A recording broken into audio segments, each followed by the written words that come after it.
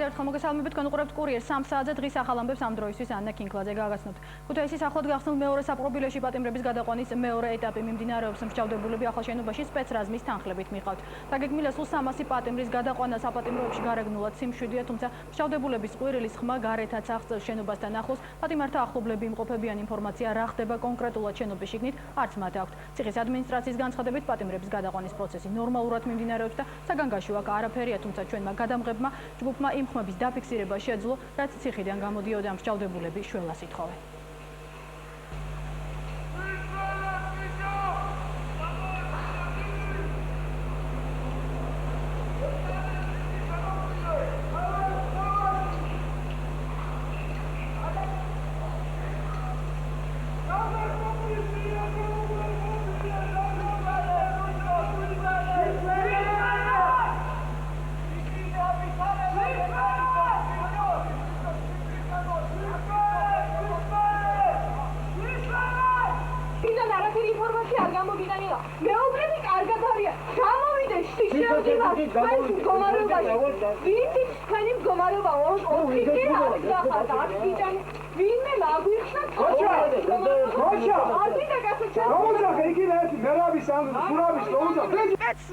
სპეცნაზი რომ შევიდა იქა პატიმარი მოკლეს.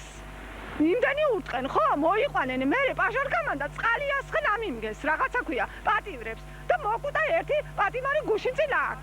წაბრძანდითო და თქვენ შვილსო როცა იქნება განახაბენო.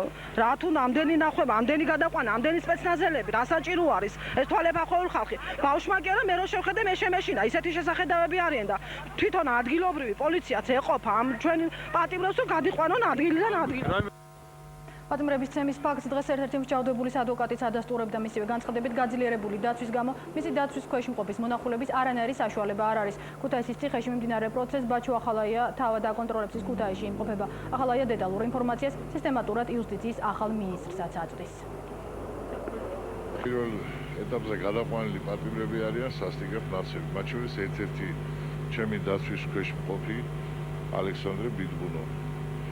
იგივე საქმეზე გადასაყვანია დღეს მეორე. არის რეალური მუქარა. ისი მხრიდან? სპეცნაზელის მხრიდან. ფაქტიურად ციხის ადმინისტრაცია უძლურია, რომ რაიმე გააკეთოს.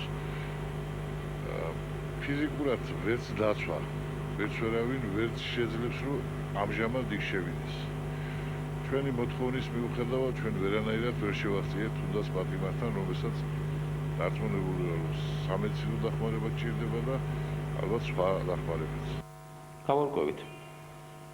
ჯერ რაიმე ეს თქმა ადრე არის, მხოლოდ ახლა მოვედი მე სამსახურში, მაგრამ თავარი არის, რომ ინფორმაციას რეგულარულად ვღებულობ, საქმის კურსში ვარ, ასაკვირველია და ალბათ ცოტა ხანში უფრო დაზუსტებული ინფორმაციები გვექნება. პატიმრების უფლებების დარღვევაზე საუბრობდნენ დღეს ადამიანთა უფლებათა დაცვის ერთ-ერთ არასამთავრობო ორგანო